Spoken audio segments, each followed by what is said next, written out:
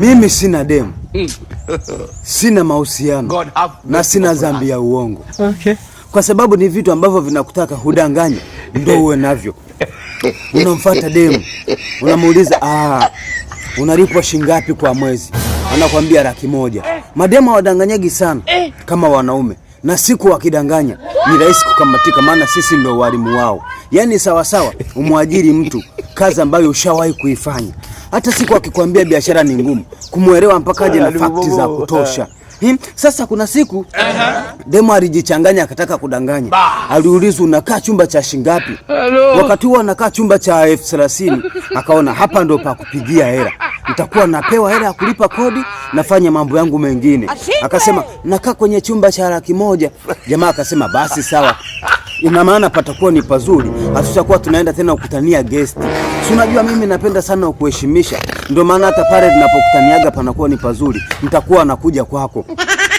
Demo aliposikia nikuja kwake, akasema hapana, kuhusu mimi usijali.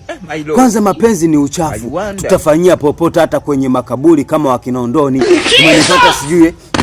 Yote ni kwamba hataki jamaa haje kwake kupajua. Mshikaji akafosi mpaka akaja. Alipofika nyumbani akaanza kukagua nyumba ya 100,000, akagundua kweli madalali ni waongo. Picha linaanza nyumba ya 100,000, sehemu ya chooni kwanza mlango unaunyanyua ndio uweke mlangoni.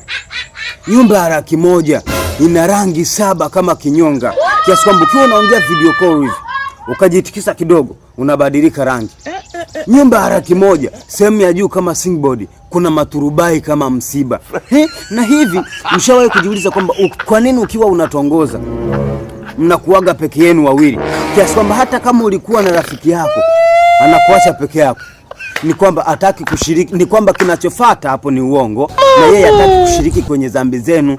Hawa anaweza akashindwa kujizuia kwenye uongo wako akasema ukweli. Unamdanganya dem kwamba mimi ni ndugu yake na Baresa, kwa hiyo ukinikubalia ramba utaramba nyingi. Mshikaji anakuja juu anasema acha uongo, ndugu yako ulimtoa kafara ili upate pesa. Kumbe bahati mbaya mganga alikuwa ni taperi na ndugu yako akurudi. Haya, mimi napita jamani, mimi napita.